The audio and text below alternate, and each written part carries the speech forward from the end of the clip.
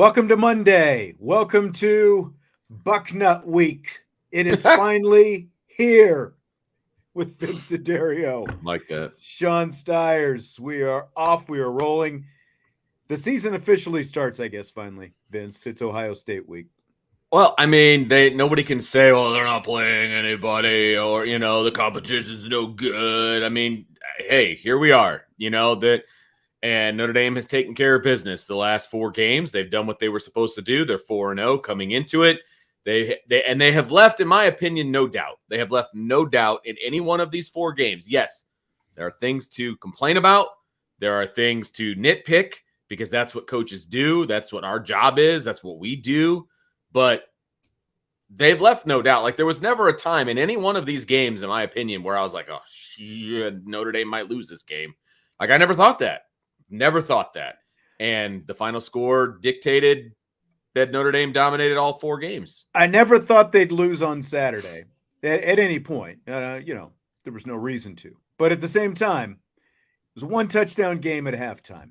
And we talked about trap game. Was it a trap game? Was it not a trap game? Your definition of trap game was essentially, well, there's no chance that they're actually going to lose, so that doesn't make it a trap game. I felt like watching the way they played, they fell into a little bit of a trap. They fell into looking ahead a little bit, some for sure. Sleepwalking moments, I think. No, I'll give you that. That's fine. And I don't disagree with you as far as did they sleepwalk through some of the first half? Yep, no doubt about it. Yeah, especially defensively. I don't think the offense did a whole lot of sleepwalking, but I think the defense did, and it showed. I mean, there's no excuse for giving up 17 points to that team, especially with a backup quarterback. Right. None. Zero. Now, some of that lands on the players. Some of that lands on the coaching staff. You know what I mean? Like, the scheme that they were running defensively was ridiculous at times. And can't really blame the players for that. So, but tackling was an issue. Scheme was an issue. There was a lot of issues defensively.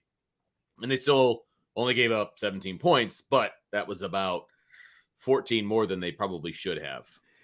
We'll get into some of those defensive specifics in rapid fire. We got a lot of stuff we're going to get to in rapid fire. Of course, Deuce Knight committed today. I guess not everyone knows that you're not allowed to ask the head coach of the football team a question about a verbal commitment. It's not signing day. It really amazes me how ignorant some of the people are that are, quote unquote, on the beat. It's embarrassing at times. Yes. Because you're putting the head coach in a terrible position. Well, and it had to be embarrassing when you're the only one in the room who doesn't know that you're not allowed to, Like, what are you supposed to say as Marcus Freeman? What are you supposed to say to that? Right. Fortunately, media relations kind of jumped in. Can't talk about that. Okay. Did they say that? Because I was watching the press conference and I saw the look on his face. Yeah. But I didn't hear that part because I was obviously off mic. Right. He just said, right. Yeah. We're going to have some fun this week, though. Notre Dame wants you to have a good time Saturday night, of course. It's the big green game Saturday. We've known for a long time Notre Dame's going to wear the green jerseys out there. And when we got to the press conference, Marcus Freeman / Sam Hartman press conference, Sam Hartman talked afterwards as well. But as we walked in, we were handed these sheets of paper. Oh, here you can see like words on paper. Yep. Bullet points even with words on paper. But they are going to. Well, I'll just read it to you. Okay. All right. They're trying to spruce up the environment. There's all this. They're doing everything they can. Do we have a dress code? No. Do we have to wear something? Okay. No, that's not what this is. I'm really glad I didn't have to bust out the blazer. This is actually for fans, but okay. To kind of get the word out to fans, I guess. So, along with the whole green thing, what they're doing is they're giving all ticketed fans an LED wristband when they go in, and it's going to light up fluorescent green. Maybe you've seen some people sharing photos of them on social media and stuff like that today. So I'm just going to read you what this says. Ticketed game attendees will receive a programmed LED wristband located at each seat. This experience, brought to the fans by the Rockney Athletics Fund, will light up the Notre Dame night sky in a sea of Fighting Irish green throughout the game. It's going to shine like extra green. Okay. All that kind of, in the past they've had like those glow sticks and stuff like that, I think. So are these things going to be like have sensors in them, and then they're like going to flash at certain times and do certain things? Or are they just always going to be on? You going to let me finish here? Sorry. Or like what? To make sure everyone enjoys this incredible sight, we ask that Irish fans only take one. Don't steal from your neighbor's seat when you get to your seat. No, Bub. they're going to be at the seats. Yes, they'll be on the seats. There'll be one LED wristband per seat for everyone in the stadium to enjoy. Please be considerate of your neighbors. Only take one. Be ready. When instructed by the public announcer, be sure you're at your seat and proudly displaying your LED wristband. Mine's not green. Special light shows will occur when the team runs out and throughout the game. So they'll be there. It is. Yes. They're there. Yeah. Okay. There's sensors. It's like, magic Bluetooth or whatever. And they're going to go crazy strobing and all that. Do you remember, I thought you were there, the Michigan, it was at Michigan. It was a night game and they handed out like glowy, whatever wristbands. Was that chicken dance game? Do you remember? Maybe. Did Michigan win? Yeah. I believe it was all I remember is chicken dance. I believe it was the one where they interviewed Slim Shady. That one. Oh, remember so that? Are you talking about the one with the shamrock helmets and all that stuff? I think so. Yeah, I wasn't at that one. They handed out. I'll have to find a picture, but they handed out the bracelets, the Michigan bracelets, and they glowed. But obviously that was prior technology where they didn't sync up with anything. They were just glowy. That's been a good. It was a while 10 back. or so years ago, at least. Probably. Yeah. So each wristband is going to have a QR code that by scanning it, you can scan it with your phone. It'll give you a 20% off code to use on shopfightingirish.com. And 10 lucky fans are also going to win a variety of exclusive items, including signed memorabilia, game used equipment, other exclusive items. And it's pretty cool. They want to they obviously don't want they want as little red in the stadium as possible, but they're also, in addition to the team wearing green and asking fans to wear green, they're giving you these green wristbands. That's cool. But don't be a jabroni and just go in and gobble up a bunch of wristbands. Seriously. You're the first one in the stadium. I just ask an Ohio State fan for one. That's right. They don't want them. For your old white friends who are going to tell you to sit down later on. And what, you mean like white hair? I stole that from Pat McAfee. I can't. Oh, that's his term, the old whites. I'm a borderline old white myself. Well, it's like the old whites. You called me a boomer today. So. The old whites are the ones who complain about everything, basically. So I'm stealing McAfee. And by the way, did you know?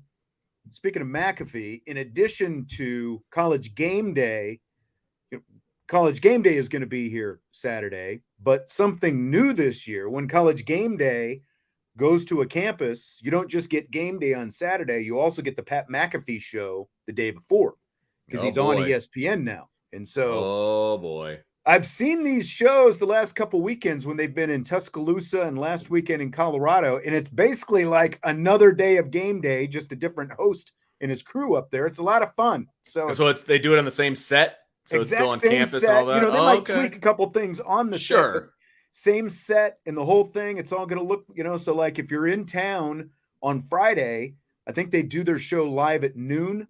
So head out there and you can see the Pat McAfee show and get in on the whole thing. Should be a lot of fun. Great. It's like a 2-day experience instead of just Saturday game day now. And they usually set up right there on the grassy area right in front of Touchdown Jesus. That's usually where they set up. So should be a pretty cool atmosphere, I would think. Right. Yeah. And also, speaking of old whites, I saw some people talking. I think it was on the boards this weekend about, do people always tell you to sit down when you're at a Notre Dame? Oh, you guys were talking about it on the postgame show, weren't you? Yes. The answer is yes, they will. Yes, they will always tell you to sit down. But you have my permission to tell them where to go this week and just say, Ohio State, bub, I'm standing up. I don't care who they are. Exactly. You're just going to have to. If you want to stand up, stand up. Like, nobody can tell you what to do. And if the ushers can. Those old whites can tell you what to do all they want. I'd be like, I want to see on the act. I want to see your supervisor. I want to see the guy with the actual captain's hat. And you tell me to sit down. You tell me. I know a couple captain's hats. They're nice guys. Right. Okay? They're nice guys. Saying. But I think they will overrule. Told what to tell people to do. I think they'll overrule those underlings. Okay. They'll overrule them. That's maybe some of the captain's hats are watching right now. Overrule the underlings and let people stand. Let them stand.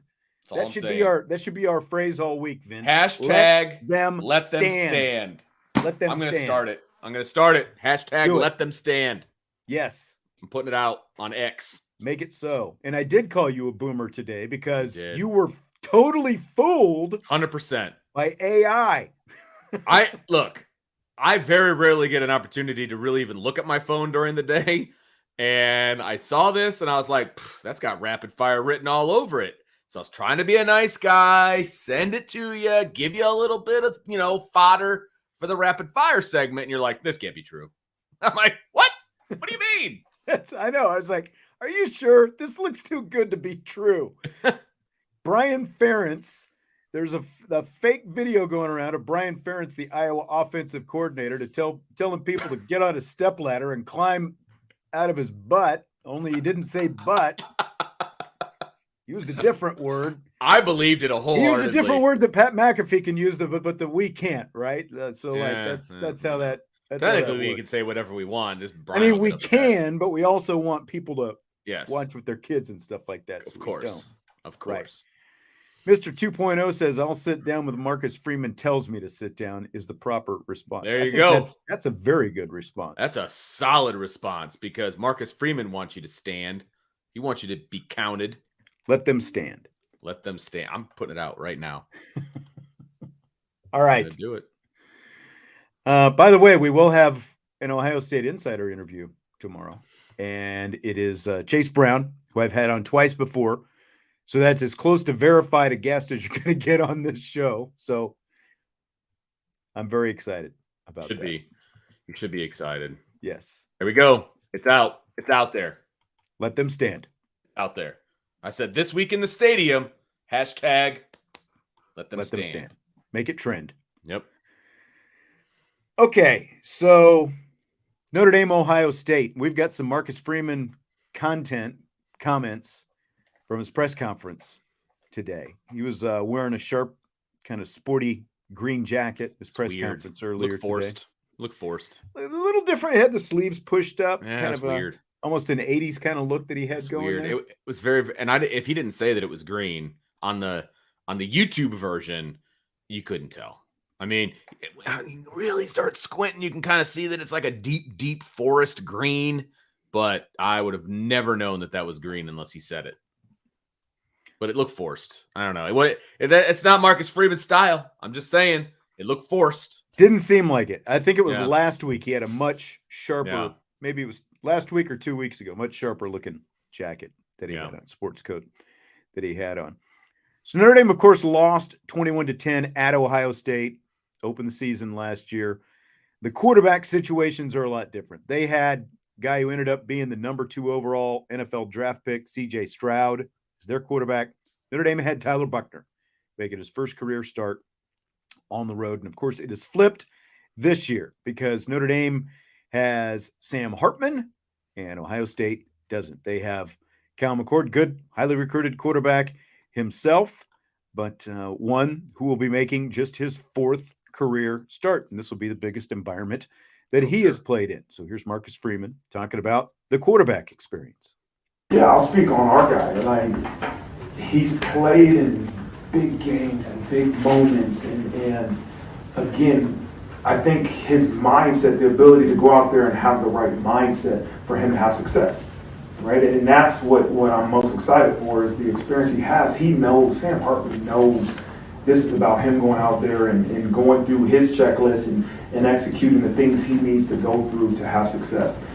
When you haven't done that, you know, I'm sure it's a lot difficult. It's a lot more difficult. And so, you know, obviously I feel great having a quarterback that's had some of that big game experience and just college football experience that Sam has had.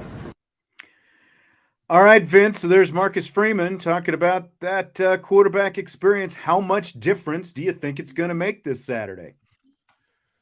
I mean, look, you got a sixth-year quarterback and a first-year quarterback. So, there's a difference there. There's no doubt about it. I mean, if you, in a vacuum, you take Sam Hartman over Kyle McCord all day long, I would say, right? I mean, I would. And so I think it's advantage Notre Dame, right? But then it's advantage, you throw the advantage game right back to Ohio State when you talk about who he's throwing the ball to. So does the environment make a difference? It might. This is also the biggest game that Sam Hartman's ever going to play in up to this point. So I think that also has to be taken into account. Now, he's still played in way more games, right? But it's still going to be the biggest game he's ever played in.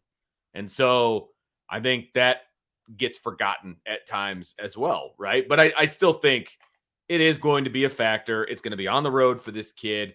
He's never played in a hostile on-the-road environment ever outside of high school, right? And so I think it does make a difference. How much of a difference? I think Notre Dame needs to capitalize early on that difference because eventually you tune that stuff out and you just play football, right? But early on, I think Notre Dame needs to capitalize on that defensively. I've said this about Sam Hartman all along. And like, look at Saturday. Yardage wise, he had the best, the most yards, over 330 yards he threw for Saturday against Central Michigan. Completion percentage wise, worst completion percentage he's had since he's been at Notre Dame. It was like 62%, something like that. Not awful, but the worst of the 4 games that he's had. I've said it about Sam Hartman all along, just watching him, his makeup, his demeanor, everything about him. He's got a big-time attitude. He's got a big-time personality, and I think that is perfect for this team, especially when you're the quarterback. Guys are going to be drawn to that. They will follow your lead, and I think we have seen that more times than not. And I just feel like when the lights go on and when the stakes are higher, that's when Sam Hartman is at his best. Just look at the 2-minute drills. Like we didn't get to see. Yeah. I'm very disappointed. I know. You and I were talking 17 seconds left and a timeout in your pocket. I thought it maybe, at least they'd try to get a field goal or something. Yes, but you got one of the kickers in the country with one of the biggest legs out there, right? Now, the Missouri kid hit a 61-yarder to win the game. That's pretty amazing. But look, you get it across midfield, you've got a chance to kick a field goal. Just let the kid boot it, right? So I was very disappointed in that fact, actually, that they did that because, let's see, where did they get the ball, Sean, at that time? I'm going to try to quickly look it up here. They had the ball on the 25. Yeah. 25-yard line because it was a touchback. So all you need is 25 yards. No, a little bit more than that. 35 yards. Pick up about 30 to 35. You're in very good. That's 2 plays, and you got a timeout in your pocket. Plus, 2 plays. Plus, with less than 2 minutes to go in the half, you get the clock stopped on a first down, so you've got that going for you as well. And obviously, it would stop on an incompletion as well. Yep. But in any case, we didn't get to see it, alas. But I feel like these are the moments that, like, this is the one that Sam Hartman has been waiting for. I think it's really one the whole team has, but these are the moments that, like, this is why you brought Sam Hartman in, so that you have this kind of guy, this kind of cool, the steadiness that can lead you in these kind of moments when the lights are the brightest. I feel like, again, he's a 6th-year quarterback, and look at him versus Brennan Armstrong a couple of weeks ago. Sure. Who was obviously the 6th-year quarterback, and who was like, that guy's a 6th-year quarterback? It was the guy wearing red that was, the second one. And, like, I guess the best personal analogy I can give is like before I moved here, I was doing junior college basketball and baseball games in southeastern Colorado, right? We're driving around on puddle jumpers, but I got to do like literally between that and the high school stuff I was doing, I was calling around 150 games a year. So it's a game almost every other day, basically, on average. And it's like it's rep after rep after rep. And when you're the sixth year quarterback, it's rep after rep after rep. And by the time you're that far along in your career and you've got that many reps, like Jeff Jeffers used to give me a hard time because my first year here, I plopped in, Notre Dame women's basketball season starts up, boom, 5 months later, national championship. By the time we got to the net, like you get to that point, the stakes are high. Again, it's different, but I think there's at least a little bit of an analogy. It's like a game is a game at that point. And that's where I feel Sam Hartman is. Like you might still have a little butterflies and you would expect a little bit of butterflies, but for a guy who's it's still been there, done that, and he kind of needs that extra adrenaline, I think, to kind of get him going. Sure. No, I don't disagree with that. I thought that, I didn't like obviously how he started in the last game, but, right. Again, it was Central Michigan. Right. A little bit of a snoozer at that point, kind of looking past, all of those things. Now, he ended up being just fine, right? He didn't make any critical mistakes. He just missed some open guys. And we talked about this a little bit last night. And I don't mean to dwell on the last game, but I think part of it, and I'm extrapolating here, this is my own opinion, but we've heard that there was a concerted effort to get these wide receivers involved, specifically the outside wide receivers in the last game. I kind of feel like Sam Hartman was trying to get those guys involved early on in the game and kind of trying to force the ball a little bit and not throwing to the guys that are wide open down the middle. Yeah. I think he was, like, look, the game plan is to get these guys. Well, we were talking, it definitely felt offensively. Yeah. Like that. And just like, we're kind of trying to do some things and we'll just kind of work on this it's because it's Central Michigan. Yep, exactly. And so Salty says, where was I going with that story? The analogy is a game is a game, whether you're broadcasting, low-level games off the radar that nobody cares about, and then you end up calling a national championship game a year later. It's because of the reps that you get, when you get there, and then it's like, it doesn't matter what the stakes are. It's same for Sam Hartman. It's like you can say he's competed in the ACC, but it was also at Wake Forest. The stakes were never overly high at Wake Forest, but he's put in rep after rep after rep for 6 years. Now he's at Notre Dame, and he's ready. And Notre Dame's reaping the rewards of all of that experience. I mean, let's be honest. And I do feel like, if we're just talking about the quarterbacks, I feel like Notre Dame has the advantage. So many other levels to this game. Nobody's saying that it's just about the quarterbacks. So many other things to take into account. But if that's all we're talking about, I think Notre Dame's got the advantage. I agree. Irish Gordian Nut says Southeastern Colorado is just Kansas. In many ways, it's even worse than Kansas because it is even flatter. You're in Colorado. It is flat. That they call it the Front Plains there in Colorado. It's basically everything east of, when you get to Denver where the mountains are, because the mountains, you're really not in the mountains yet in Denver. You're starting to get to the mountains, but it is flat. It is so hot in the summertime, and where we were, it stunk. So that's all I can tell you. Line Jumper says y'all going to be exhausted by Friday. Dude, I'm exhausted by Tuesday every week. I guarantee you I'll be exhausted by Saturday night / Sunday morning because that's going to be one of the longest days in history, and it's going to be one of the most emotional days in history. I'm either going to be elated or pissed, one of the two, and it's going to mess with my head either way. Like, it's going to be exhausting. I got to figure out how to sleep more early Saturday before I get there because I'm always at a soccer game at 10 a.m. out of town. Like, there's no sleep for this guy. D-Rock says, as far as making a Notre Dame fan sit down, is there anything in writing that says fans must sit? I mean, I don't think that the ushers probably walk around with whatever rules in their pocket, but I mean, the rules of the stadium are basically what they tell you they are. I guess. Whether it's in writing, I don't Yeah. know. I want to address something that's going on in the chat with a couple people. Okay. You know, they're talking about Sam Hartman's played in big games. He's played at Tallahassee. He's played, at Death Valley, Clemson, all that. All true. Those, no doubt about it. Those are hostile environments, right? But what was on the line? Exactly. What was on the line besides winning the game, which is big, but is if you win, you're still in national championship contention, and if you lose, you could be out? No, because he was at Wake Forest. He's played in big environments, but he was still at Wake Forest, who in almost every one of those games had a loss or two or more going in. They were the clear underdog in those games. They were going to have to play perfect games to win all those games, and they were not in their home stadium. They didn't have that on their side. There's not going to be a lot of great, the implications of this game are national championship. Are you going to stay in college football playoff contention? That was never on the line at Wake Forest. So nothing. I'm sorry. He could have. He went into those environments, and they do count because he at least has played in those environments against really good teams.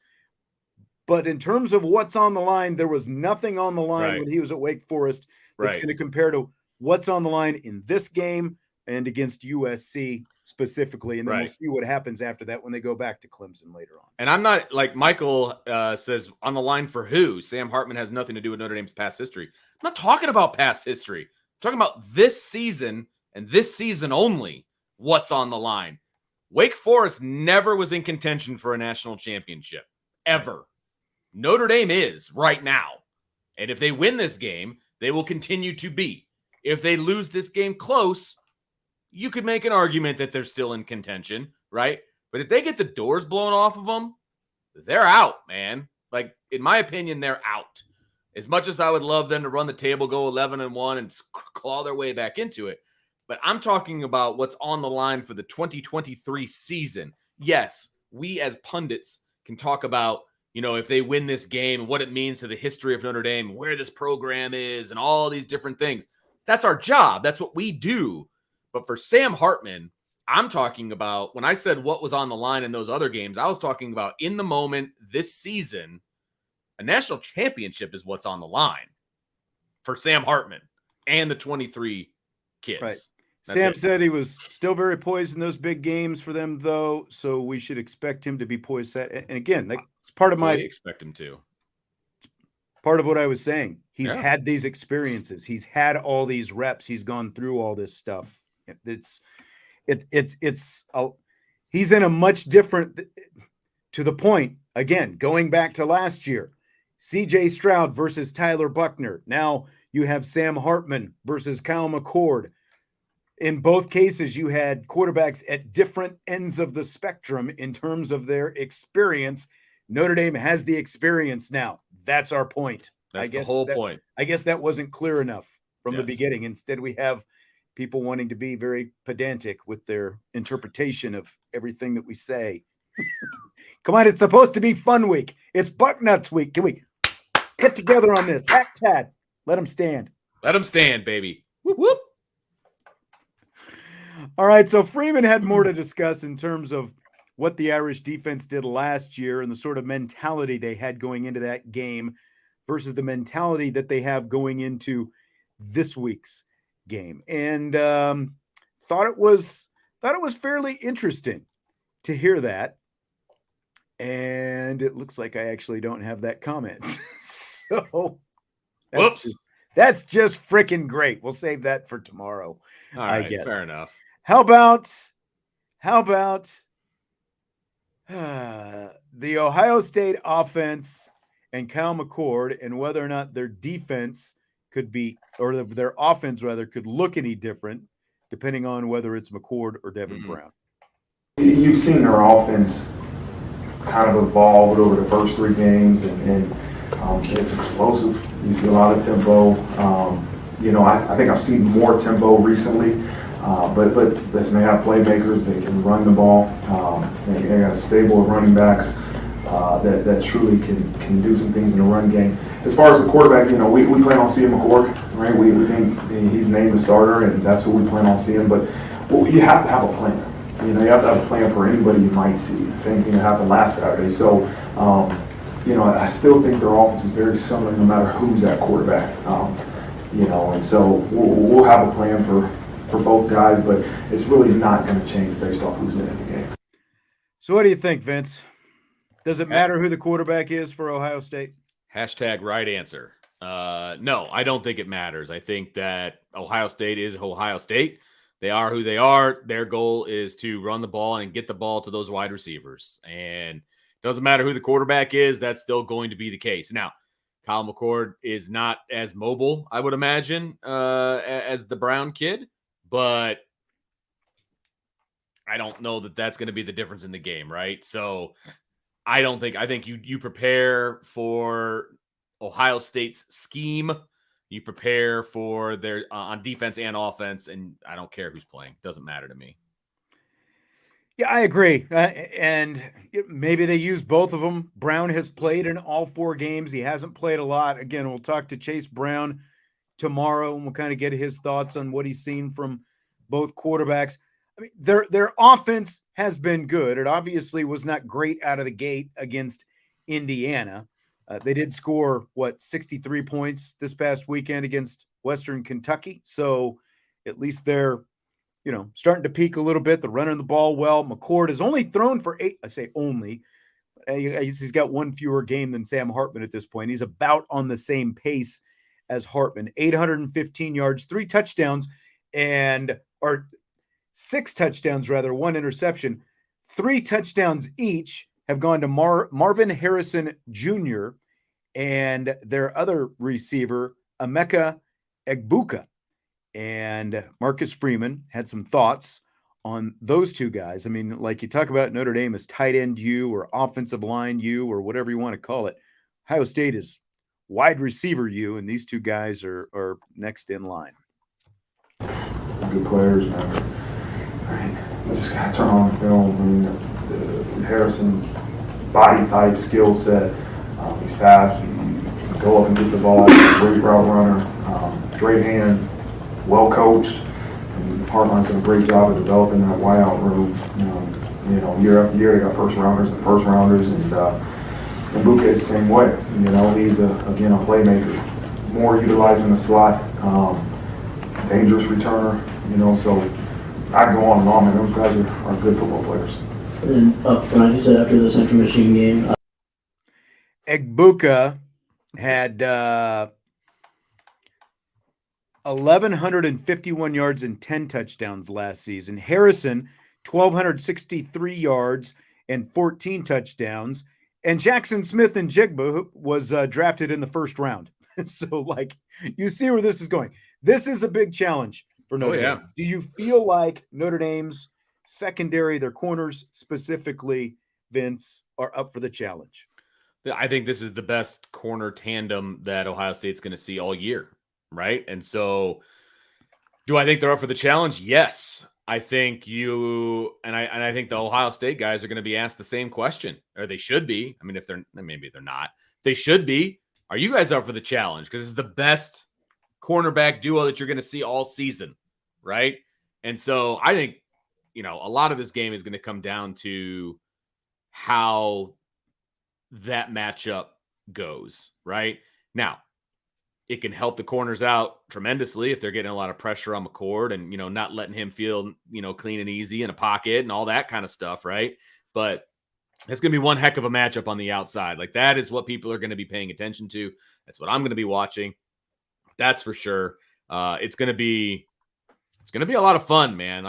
That's your best on best, man. Because if you're talking about what's your, if we're doing confidence rankings or whatever, the corners they've got to be what you're most confident in defensively.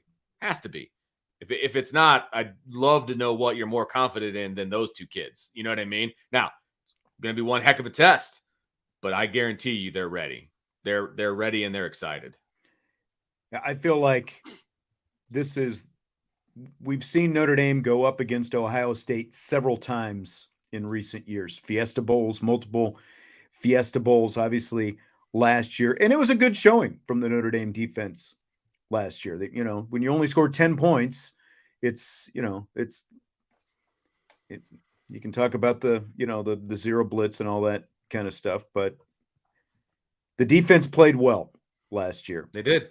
And I feel like this year, with all of the experience those guys have gained, and again, like the confidence that those guys have gained from that experience, this is as, from a Notre Dame standpoint, it's the best matchup I think Notre Dame has ever had in the secondary. Well, yeah, in modern times probably has ever had in the secondary, going up against an Ohio State team. Yep, with the receivers. You're absolutely right. I mean, they're gonna match up really well. I'm not saying one's better than the other, and I think this is the best wide receiving core in the country, and I don't think that the corners are considered the best corner tandem in the country. I don't know enough about the rest of the corners in the country, right? But they're up there, and if they have a good showing on Saturday, they're going to be at the top. You know what I mean? Because they're going up against the best, and so that's why this is going to be an awesome matchup. And I got a lot of faith in 5-20. I can tell you that right now. A lot of faith. Well, and again, like you look at Egbuka and playing out of the slot, it's going to be more than just 5-20. It's going to be, for sure, 13 and 6, 0. And some of these other guys coming into play as well, who are going to play a big part of that. But at the same time, Thomas Harper, man, he's really, you're really starting to see much more presence from Thomas Harper these last few games. But again, just like with Sam Hartman, like this is a guy with a lot of experience under his belt, who has played against some pretty prolific passing teams in the Big 12. And so he's gone up against some good ones as well. So I think that he's going to be up for the challenge as well this week. Yep, I completely agree. Like you said, I think this defense is ready to go. I think in the secondary, Mike Mickens and O'Leary, and I think they're going to have their guys ready to rock. And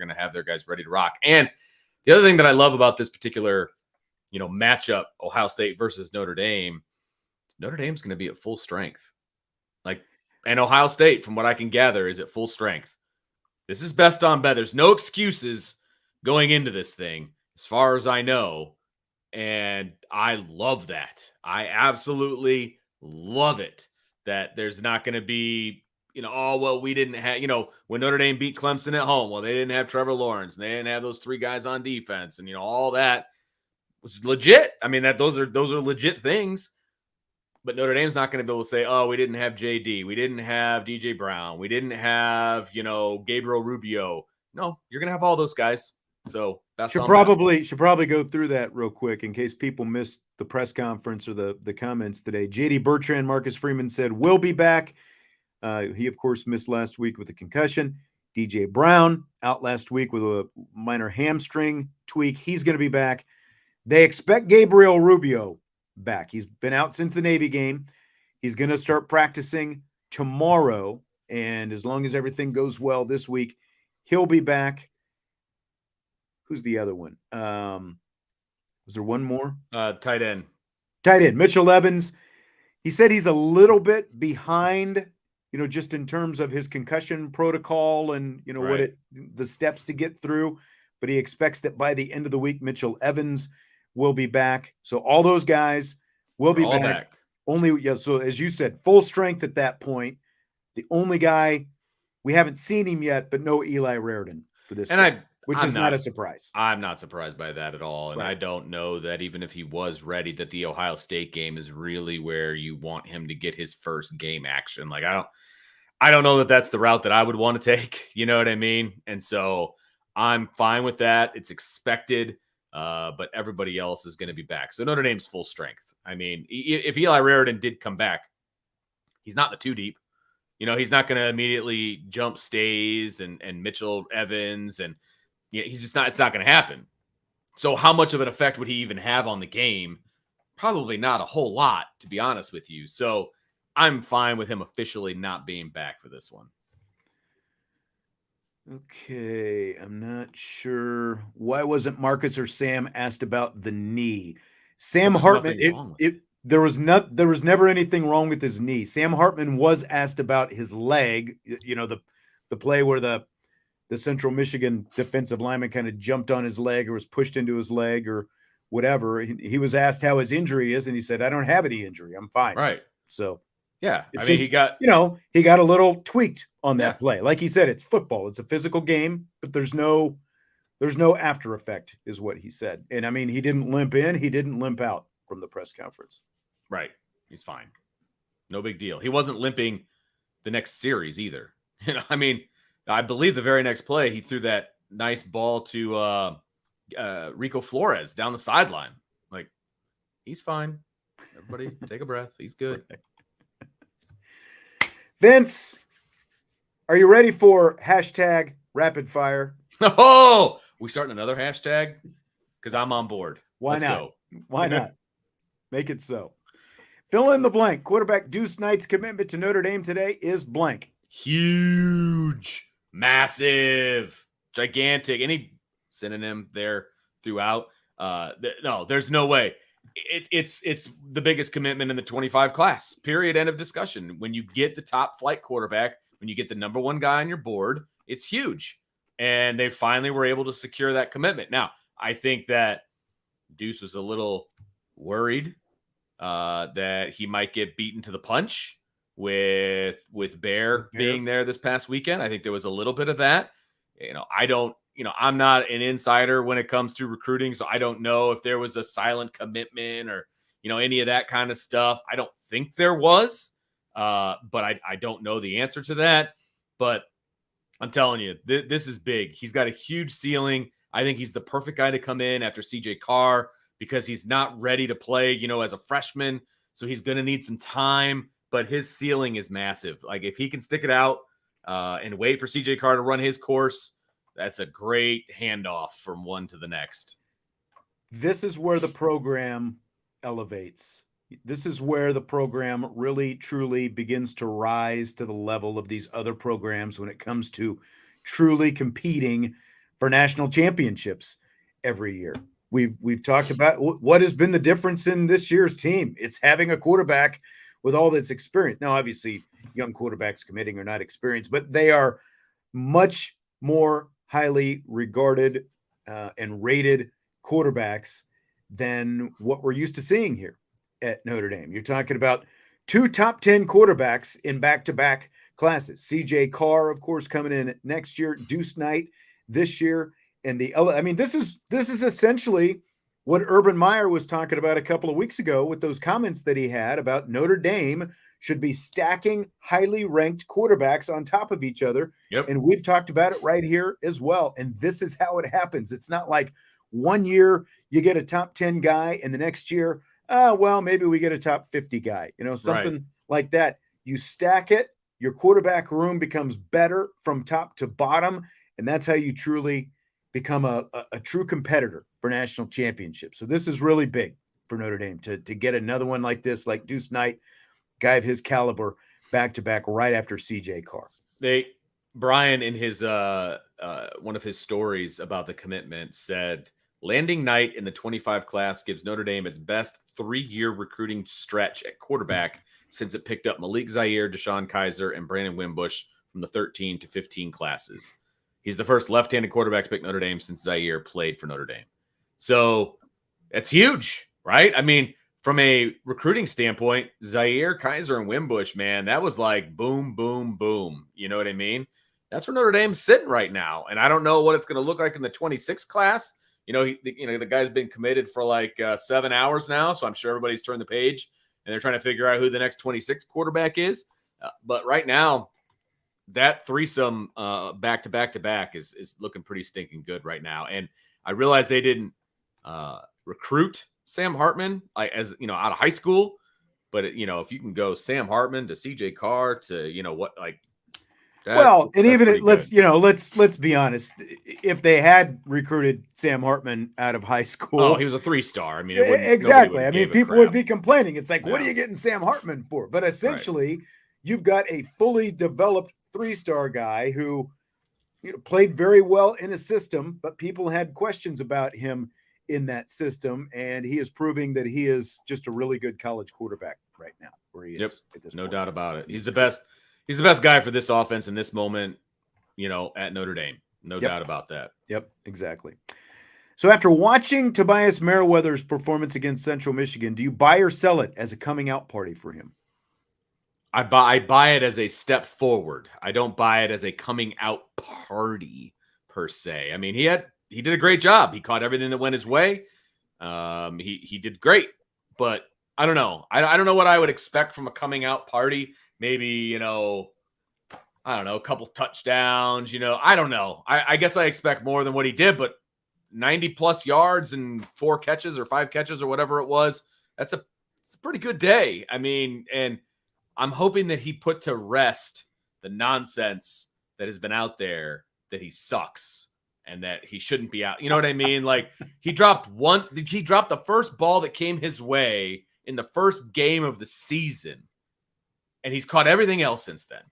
I mean, he's allowed to drop a ball. Okay. Yeah. And I think I agree. It's not necessarily coming out party, but we're getting really like when you have a 75-yard touchdown, it's like that's still this is the kind of thing that I think that I saw this season being for him. Not that he was going to catch a 75-yard touchdown every week, but look at the last 2 weeks now. Not a whole lot of volume, but he had a 45-yard catch 2 weeks ago. He had a 75-yard catch for a touchdown this week. Like, that's kind of what I envision, like 2 to 3 to 4 catches a week, and one of them is going to be like a big explosive play that can really change things. I like that. For you.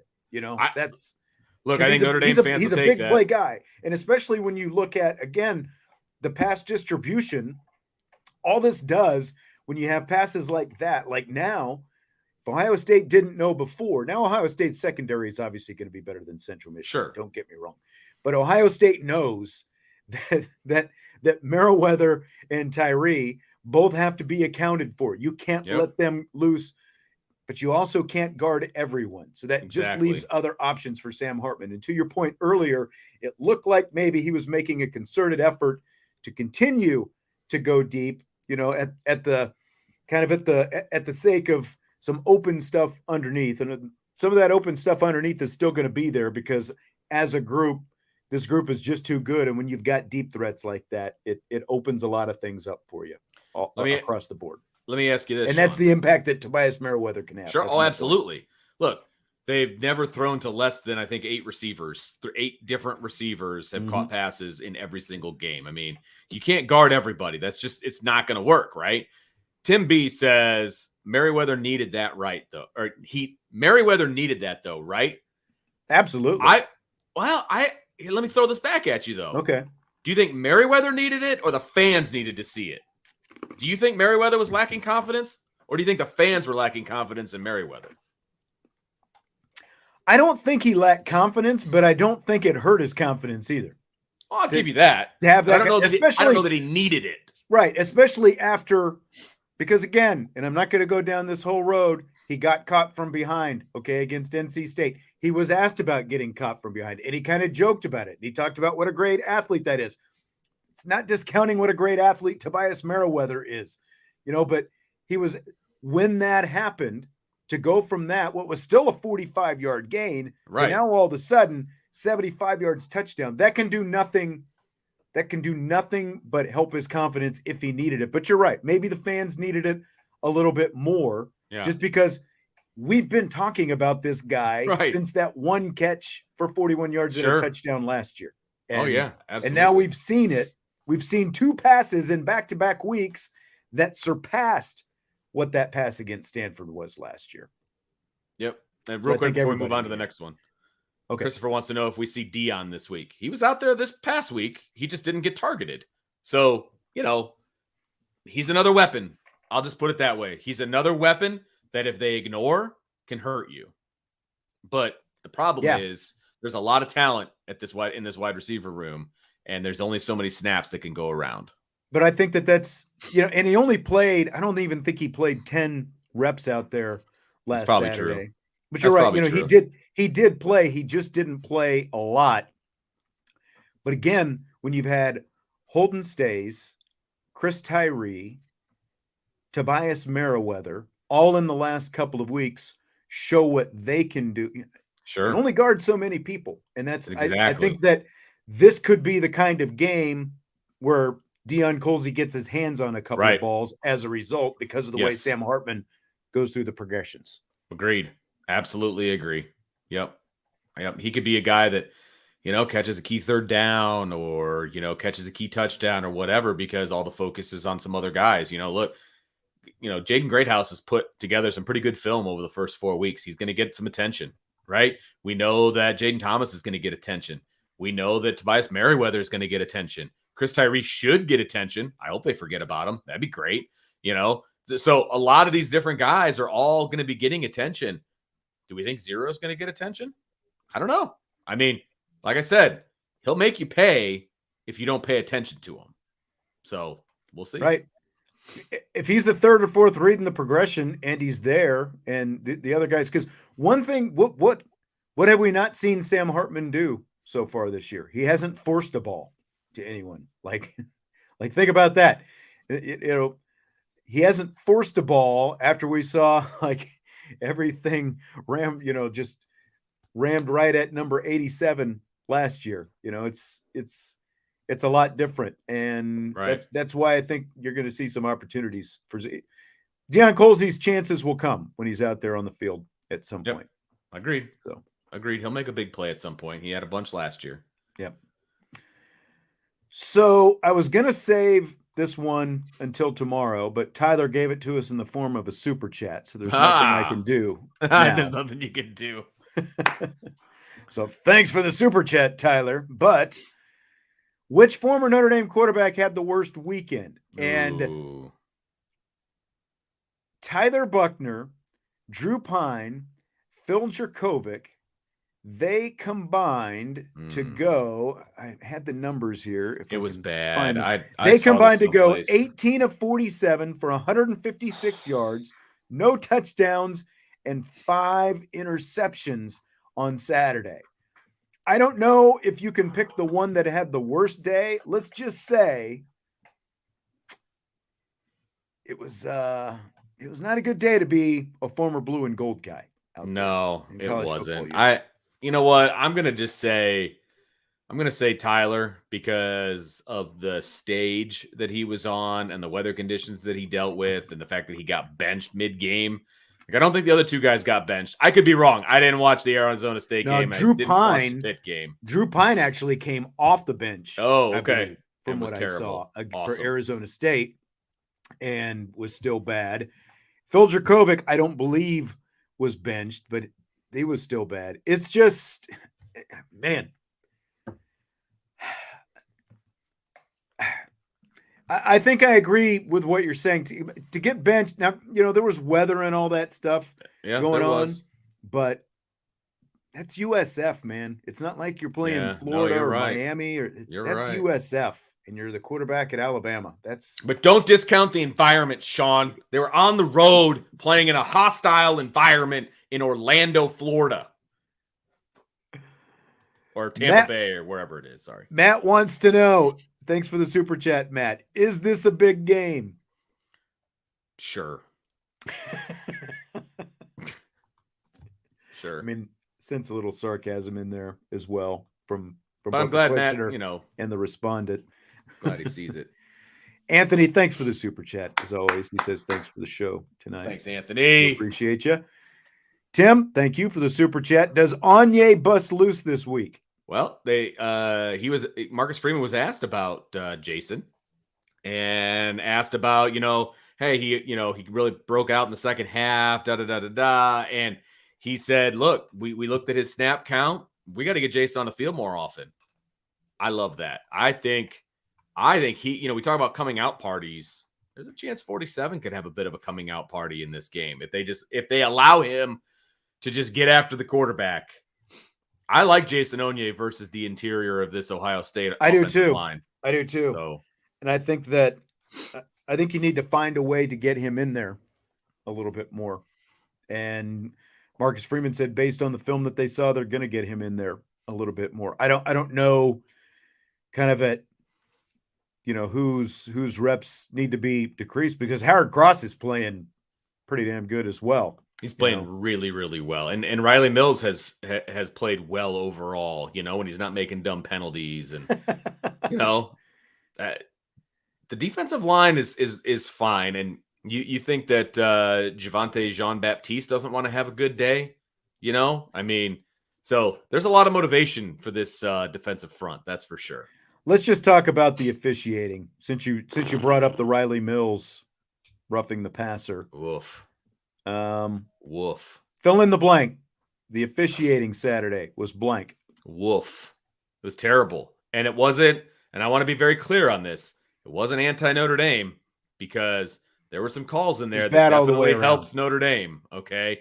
And, there was some spots where Notre Dame clearly did not get a first down, and they gave them a first down. Hold it.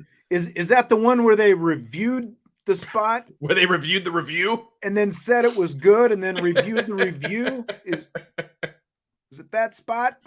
Oh, my How do you review a review? Oh, my goodness gracious. Like that. Well, I leaned over to you and I gave you a look, and you said to me, and I quote, "I think they're just making it up at this point." Like, and seriously, you and I have watched hundreds of games together, whether we've called them on the radio or been at Notre Dame or whatever, right? That was, there's bad calls, and then there's just like not knowing the rules. You just make yourself look foolish. Yeah. When you blow the spot, because it was clearly Notre Dame was like when you look, clearly Notre Dame was short. And then they reviewed it and said, "Oh, it's a first down." It's first down. And then all of a sudden they pause and they're talking, and it's like, hold it, you're going back to the review tent? Like, how do you blow a review on the spot of a football?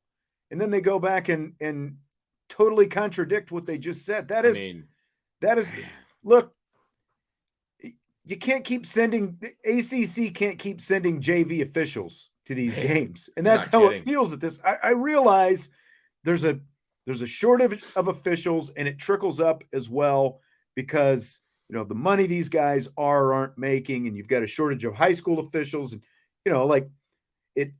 it trickles up. Typically the good ones move up.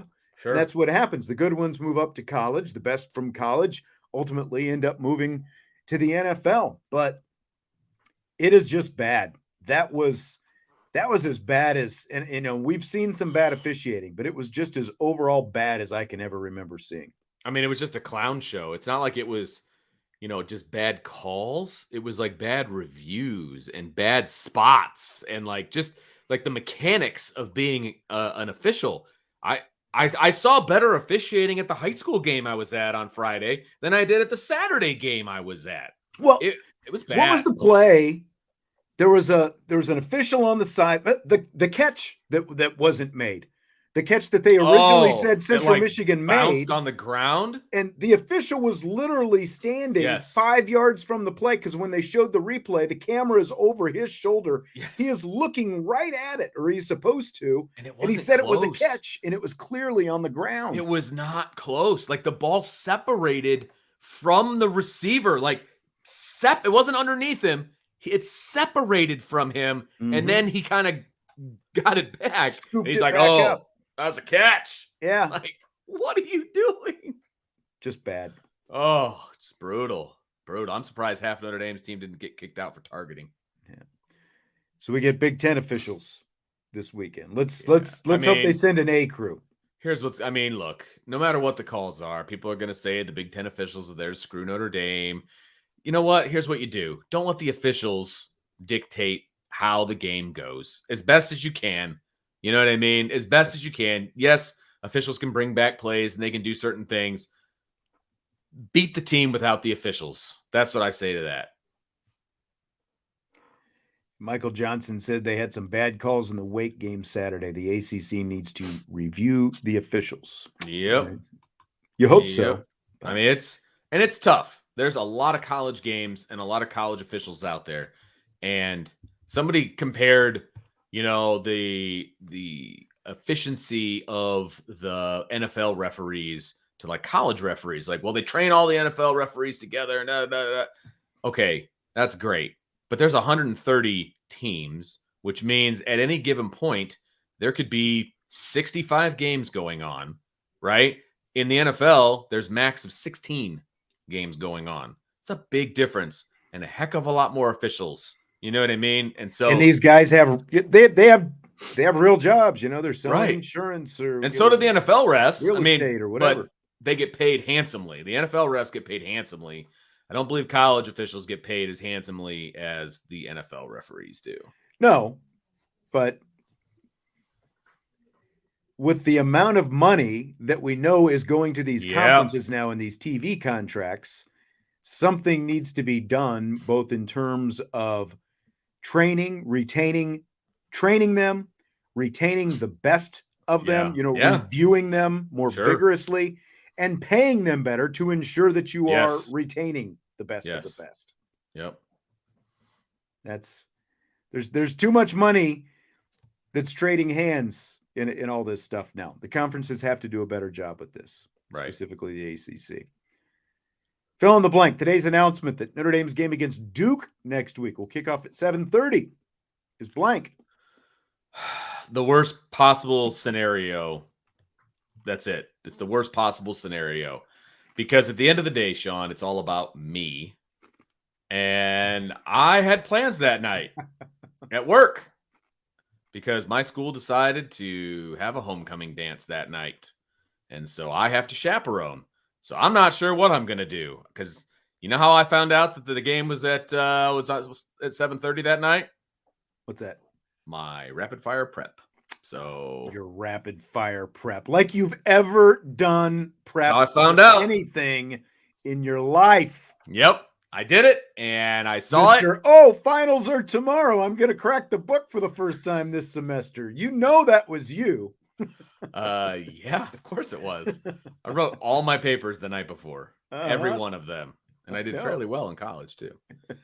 So, Brian wants to know what you've got against Pat McAfee.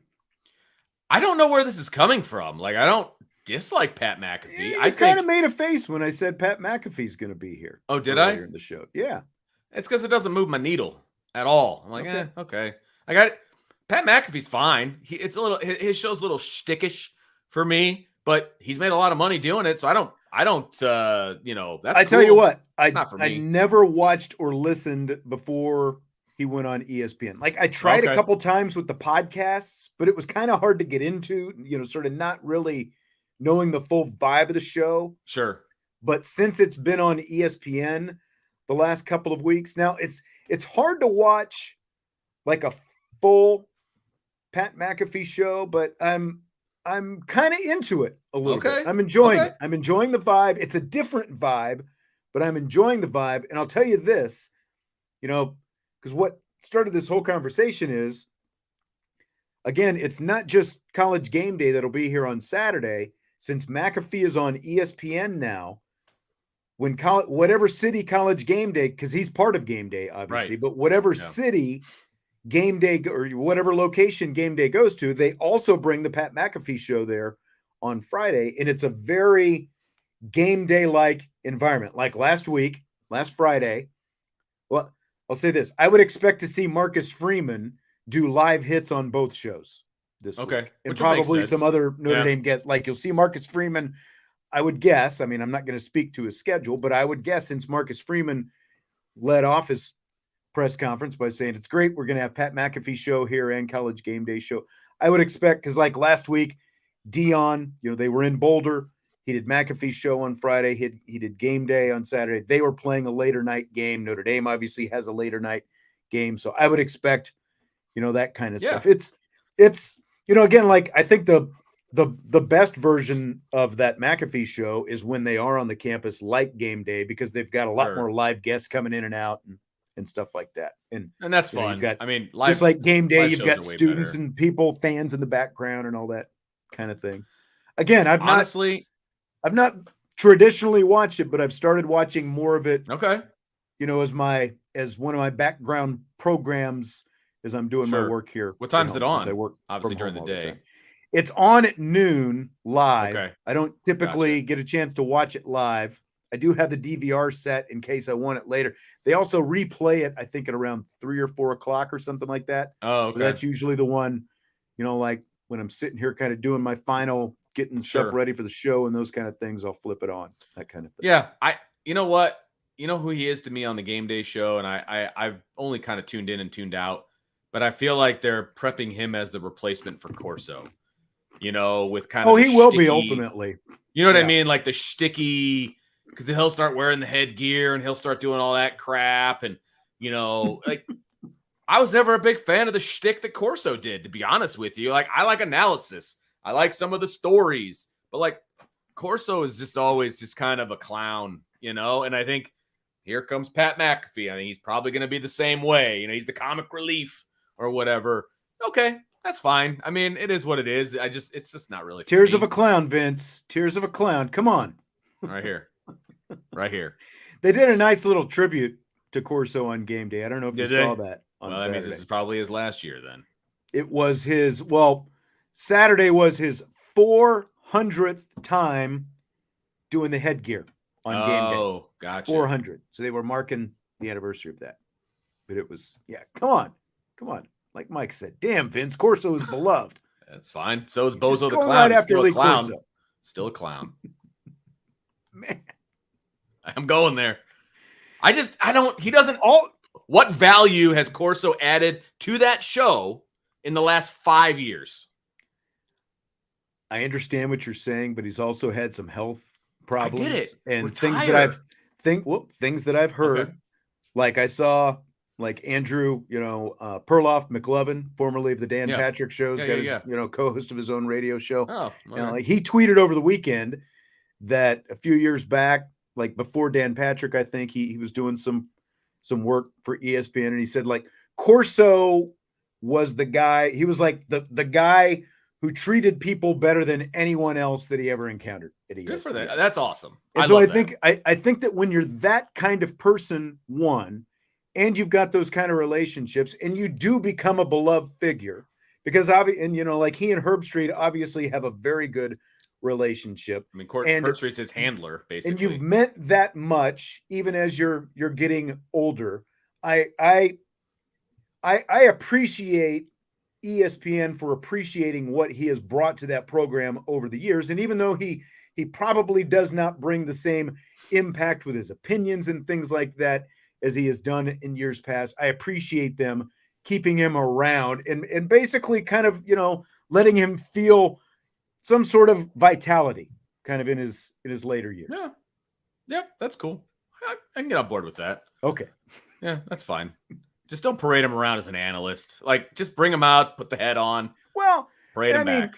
He's not as big, like there are times when he's not on the set at all, and McAfee is. And just like you said, I think at some point, when Corso is gone, McAfee will kind of fill that role a little bit more. It felt like, and honestly, for me, because I used to watch game day all the time, and then work kind of got in the way. It felt like when COVID happened, right? And they kept doing stuff from his house. Like that felt like a good kind of time to maybe just have him hang it up. You know what I mean? Because he couldn't travel because of COVID and all that. Like that just felt like a good time to like maybe, okay, this, swan song. This is kind of it. You know what I mean? Like that felt like a good way to do it, and they keep on trucking, which, okay, that's their prerogative. That's right. I mean, he's mostly there, I think, to put on the headgear at this point. There you go. And it's probably a lot for him to be traveling around and doing all this. And, yeah, because I think even like that year or so after COVID, he was still doing stuff remotely for a little while. And then he is just, I think maybe the last year and this year kind of thing. I think so. Back in. I think so. Like last year was tough because our pregame show was literally during game day. It was 10 to noon, so that's right. We didn't get to really see it last year. Yeah. Not even once. So, yeah. But anyway. So Vince, starting with tonight, ESPN and ABC are going to do 4 Monday Night Football doubleheaders over the course of this NFL season. Only they're not traditional doubleheaders. Like tonight, it's going to be the Saints and the Panthers kicking off at 7:15, just a couple of minutes from now, actually, as we speak, on ESPN. And Then an hour later, 8:15, it's Browns Steelers. So what do you think of this little doubleheader format that they've got going? I remember you and I talking about when they would do the doubleheader to kick off the season for Monday Night Football and how we both loved it. I did love it, and I still love it when they do that. I don't like the head-to-head option. I want them to be back-to-back. So you start the first one a little earlier, and you make sure the second one's a West Coast game. That's fine. If you want to stay up and watch that West Coast game, peace be with you. You're welcome to do that. I could usually get through the full game and then a half and then, probably shuffle off to Dreamland, right? You're a channel surfer, man. You like going back and forth. I like keeping it on one channel, and I would have rather had the back-to-back. If they were doing back-to-back, man, I would be on board because right now Monday Night Football starts way too stinking late, in my opinion, and I don't like it. And so I would rather bump up game one and then have them back-to-back. I'm kind of intrigued by doing it this way because, as you said, I am a channel surfer. And if you start watching that first game at 7:15 and it's kind of a dud, an hour in, you can say, well, I'm just going to flip to the other game and see what it's got to offer, and then you kind of bounce back and forth a little bit if that's what you want to do, or you just do what you said and you end up in bed. So I kind of like it. Okay.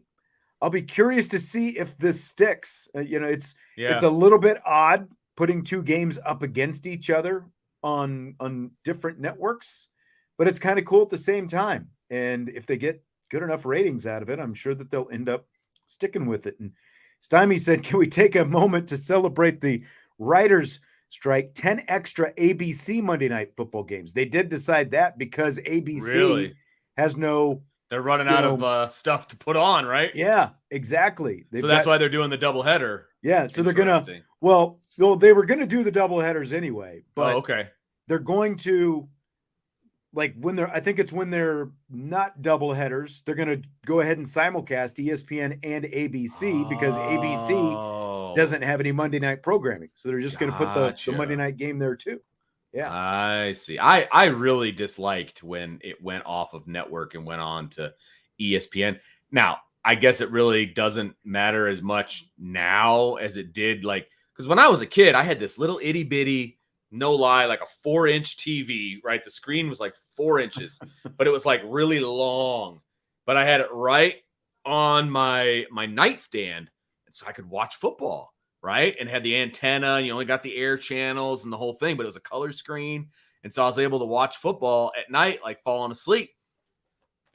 Kids, well, I guess kids these days probably have, streaming and all that stuff. But when it went away, you don't get the air channels. It's no fun anymore. You know what I mean? You take away that possibility of some kids not everybody has streaming and cable and all of that. They rely on their air channels, and you're taking Monday Night Football away. I didn't like that at all. Yeah.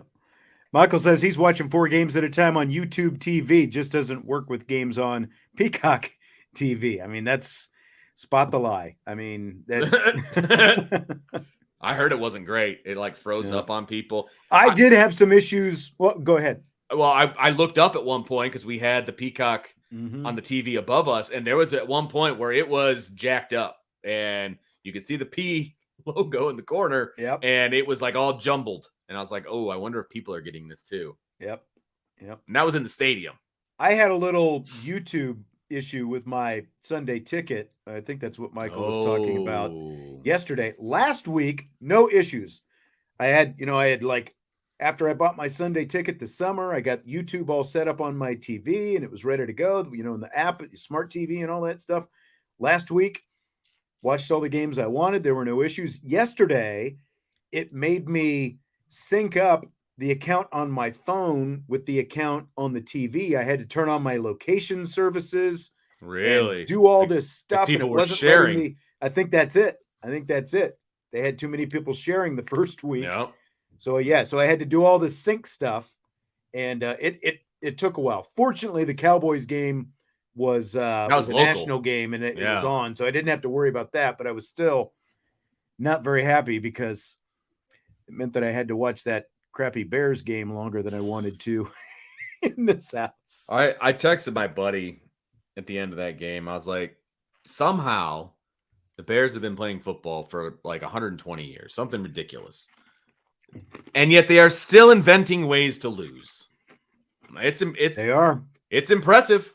I mean, it really is impressive. I know. And And to your point about to people talking about Peacock, I saw someone on Twitter, I think last night or this morning, saying they're paying a premium service for Sure. Peacock.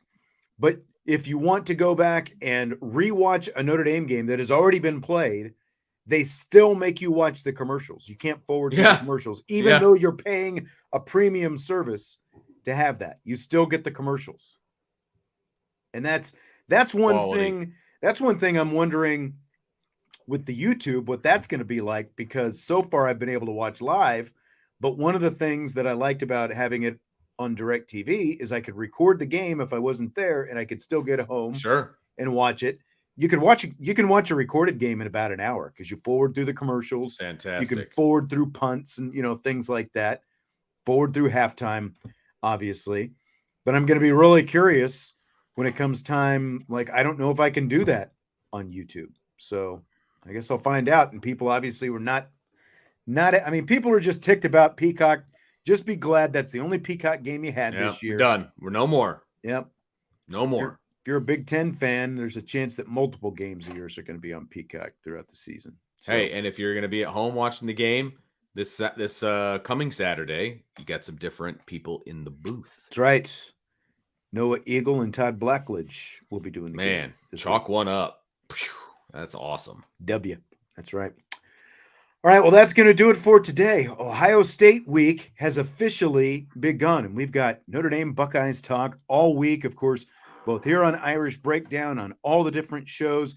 We did talk about Deuce Knight committing earlier. We talked about that, Vince, probably 45 minutes ago or so? We sure did. 40 minutes, something like that. So you'll find it either in the podcast or rewind the video at some point. The summary is good. Yep. Deuce good. Notre Dame good. Deuce good. Notre Dame good. Yeah. 25 class. Really good. Hashtag let them stand. Put it out there, people. Put it out there. Hashtag let them stand. All right. We're going to check out right now. We will talk to you tomorrow. And again, remember, we've got the Ohio State Insider on tomorrow's show. And we have had him on this show before. So we know what he's all about. So he'll have some good insights. I am very confident. So we'll do that tomorrow. Hit the like button on your way out. And of course, subscribe, rate, and review. And we'll talk to you tomorrow on Abby Nation Sports Talk.